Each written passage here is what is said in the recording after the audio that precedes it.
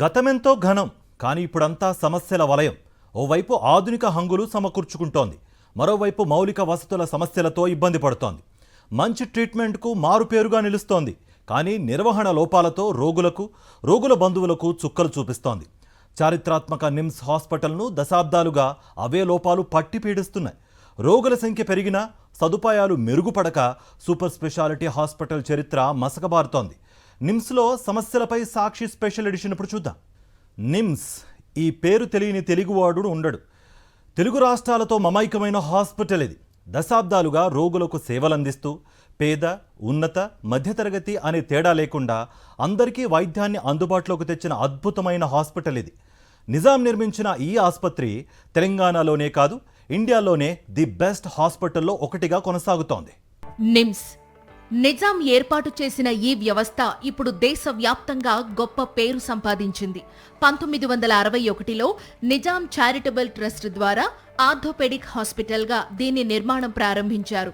అప్పటి కేంద్ర మంత్రి మొరార్జీ దేశాయ్ దీనికి శంకుస్థాపన చేయగా 3 ఏళ్ల నిర్మాణం తర్వాత 1964లో ప్రజలకు అందుబాటులోకి వచ్చింది నిజాం హాస్పిటల్.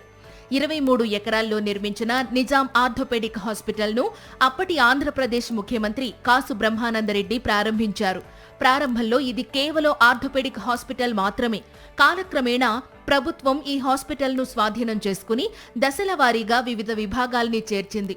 ఈ క్రమంలో 1980లో ఇందులో వైద్య కళాశాల కూడా ఏర్పాటైంది.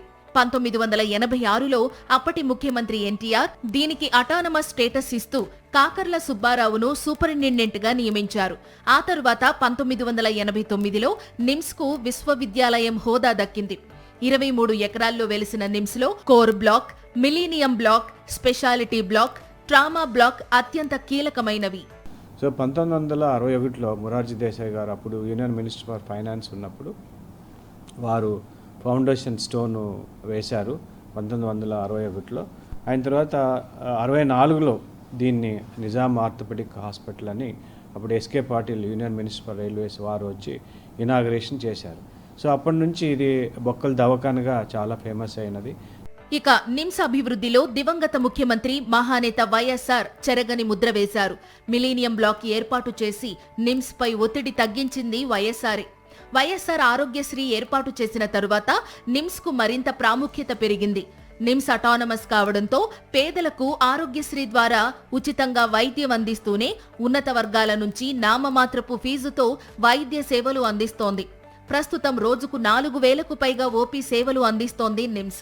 573 బెడ్స్తో ఏర్పాటైన ఆసుపత్రి ఇప్పుడు 1639 బెడ్స్తో అప్గ్రేడ్ అయింది. మొత్తం 38 రకాల వైద్య సేవలు నిమ్స్లో అందిస్తున్నారు. 573 బెడ్లతో స్టార్ట్ అయింది.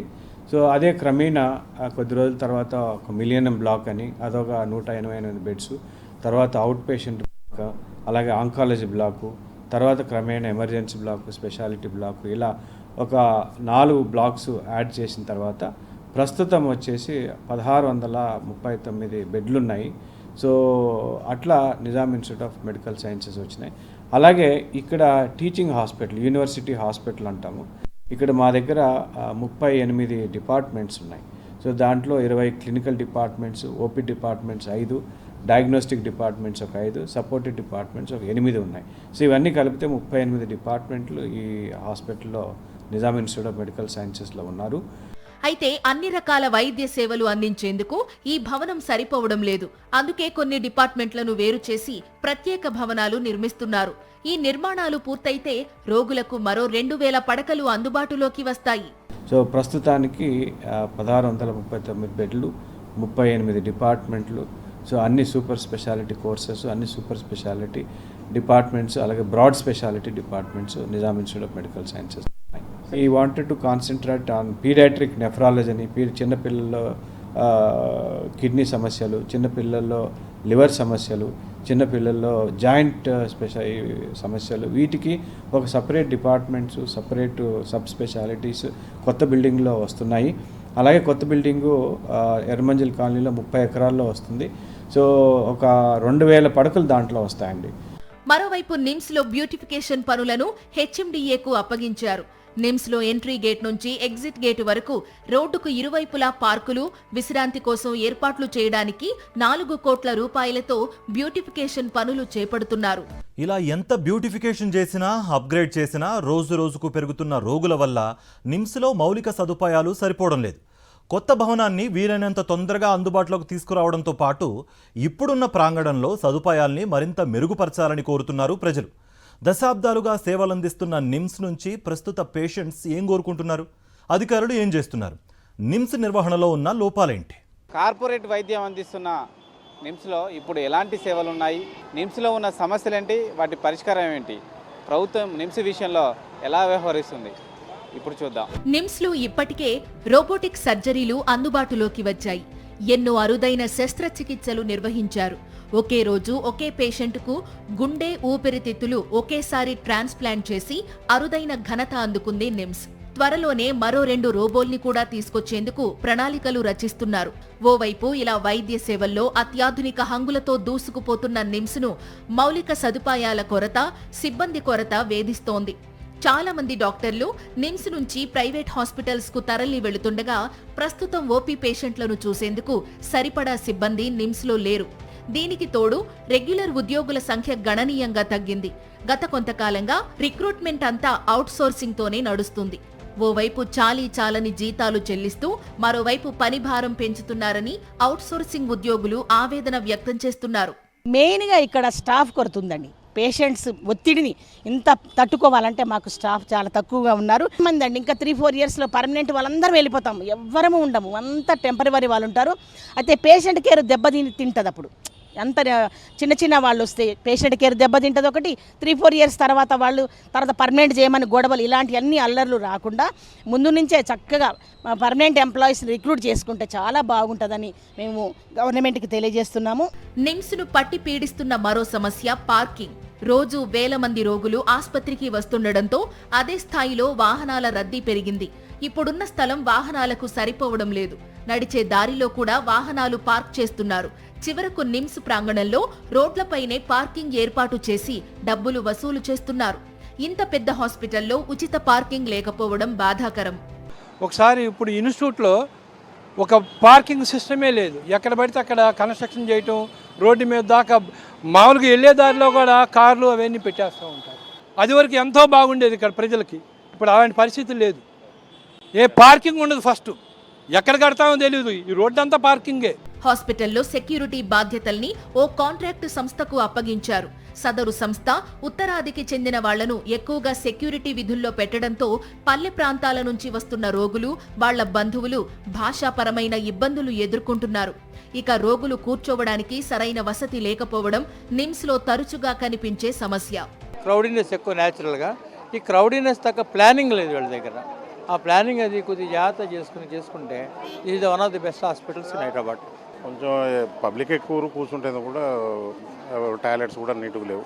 కొంచెం ఇబ్బందిగా ఉంది. వచ్చేటోళ్ళకైనా పోయేటోళ్ళకైనా ఎవరికైనా అవి కొంచెం నీట్గా చేస్తే ఏదైనా ఎవరికైనా ఇబ్బంది లేకుండా ఏదైనా ఉంటుంది కూడా కొంచెం ఇబ్బంది ఉంది. అవైలబిలిటీ చైర్స్ తక్కువ ఉన్నాయి, పేషెంట్స్ ఎక్కువ వస్తారు. వైద్యుల కొరత నిమ్స్లో ఎక్కువగా ఉంది. రోగుల సంఖ్యకు తగ్గట్టు వైద్యులు లేకపోవడంతో వెయిటింగ్ టైం ఎక్కువవుతోంది. పైగా ఉన్న వైద్యులపై అదనపు భారం పడుతోంది. చివరికి టోకెన్లు తీసుకున్న పేషెంట్లు సైతం డాక్టర్ కన్సల్టేషన్ కోసం మరుసటి రోజు వరకు ఎదురు చూసే పరిస్థితి ఉంది. ఇక వేల సంఖ్యలో వచ్చే రోగులకు సరైన క్యాంటీన్ సదుపాయం లేదు. చిన్న క్యాంటీన్లు ఉన్నా నిర్వహణ సరిగ్గా లేదు.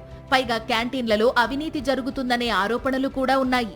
ఇక్కడ మాకు పడుకోవడానికి ఇబ్బందిగా ఉంది. మళ్ళీ వెయిటింగ్ హాల్స్ లేవు. మరి సెక్యూరిటీ వాళ్ళు బయటకు వెళ్ళిపోండి అని చెప్తున్నారు. నైట్లో బాగా ఇబ్బందిగా ఉంది. బయటకి ఎటు వెళ్ళాలో మాకు తెలియదు కదా. ఇక్కడ నార్త్ వాళ్ళని ఎంప్లాయీస్గా సెక్యూరిటీకి కానీ ప్రతిదానికి ఇక్కడ నార్త్ వాళ్ళని పెట్టడం వల్ల తెలంగాణ భాషకి ఆ నార్త్ వాళ్ళ భాషకి చాలా ఇబ్బందికరంగా ఉంది. గ్రామీణ ప్రాంతాలలో ఉన్న వాళ్ళని ఇక్కడ తెలియక వాళ్ళ ఇబ్బంది పెడతారు. నిమ్స్లో బెడ్స్ కొరత ఏళ్లుగా వెంటాడుతోంది. రోగులకు సరిపడా పడకలు అందుబాటులో లేకపోవడంతో చాలా మంది పేషెంట్లకు స్ట్రెచర్ పైనే చికిత్స అందిస్తున్నారు. ఇక రోగులతో పాటు వచ్చే వాళ్లకు వెయిటింగ్ హాల్స్ చాలినన్ని లేవు.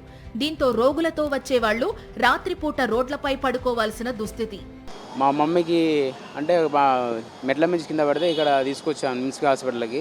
తీసుకొచ్చిన ఉదయం తీసుకొస్తే సాయంత్రం దాకా మాకు బెడ్లు దొరకలేదు, ఖాళీ లేవని చెప్పారు. సిస్టర్ మీద పండబెట్టి ట్రీట్మెంట్ చేశారు. ఎమర్జెన్సీ కాగానే అప్పుడు సాయంత్రం తీసుకెళ్ళి ఆపరేషన్ చేశారు. మాకు చాలా ఇబ్బంది అనిపించింది పొద్దుగాల నుంచి. కొంతమంది చాలా మంది ఒక నెల కొద్దిగా ఉండి బెడ్లు దొరకక బెడ్లో ఉండి అవన్నీ చేసి ఈ విధంగా చాలా మంది చాలా ఇబ్బందులు పడుతున్నారు. ఇక్కడ స్ట్రెచ్చర్ కోసం చాలా ఇబ్బంది అవుతుంది. ఖాళీగా పోతున్న స్ట్రెచ్చర్స్ అడిగినా కూడా లేదు, మీరు ఎవరికి వచ్చారో వాళ్ళే ఇస్తారు అది ఇదని చెప్తున్నారే తప్ప అక్కడ అందుబాటులో మాత్రం ఏ స్ట్రెచ్చర్ లేదు. చాలా ఇబ్బంది అవుతుంది. అవుట్సోర్సింగ్ ఉద్యోగుల సమస్యలు ఉండనే ఉన్నాయి. తమకు తక్కువ జీతాలిస్తున్నారని, ఉచిత వైద్యం లాంటి సదుపాయాలు లేవని అంటున్నారు. ఈరోజు కాంట్రాక్ట్ కార్మికులు ఎవరైతే ఉన్నారో వాళ్ళకి సంబంధించినవి వీళ్ళని అందరినీ రెగ్యులరైజ్ చేయాలి అని చెప్పేసి డిమాండ్ ఉన్నది చాలా కాలం నుంచి. ఎందుకంటే ఒక్కొక్కరు 30 ఏళ్ళు 35 ఏళ్ళు పనిచేస్తూ ఉన్నారు. పనిచేస్తున్నా కూడా వాళ్లకు రెగ్యులరైజ్ చేయట్లేదు. ఇదే కాంట్రాక్టెడ్ బేస్ మీద కొనసాగిస్తున్న పరిస్థితి ఉన్నది. దాంతోపాటు ఈ శాలరీస్ విషయంలో ఇప్పటికీ జీవో 68 ప్రకారము ఇస్తూ ఉన్నారు. కానీ జీవో 68 కాదు, ఇది నిమ్స్ హాస్పిటల్ అనేది అటానమస్ హాస్పిటల్. ఈరోజు పేషెంట్ల దగ్గర డబ్బులు తీసుకుంటూ ఉంటుంది హాస్పిటల్.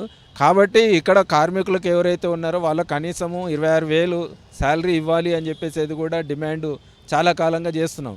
ఓవరాల్గా చూసుకుంటే నిమ్స్ను ప్రధానంగా వేధిస్తున్నది మౌలిక సదుపాయాల సమస్యలే అనే విషయం అర్థమవుతుంది.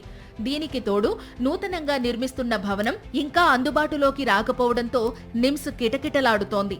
మౌలిక సదుపాయాలు కల్పిస్తే నిమ్స్కు మరింత మంచి పేరు వస్తుందంటున్నారు ప్రజలు.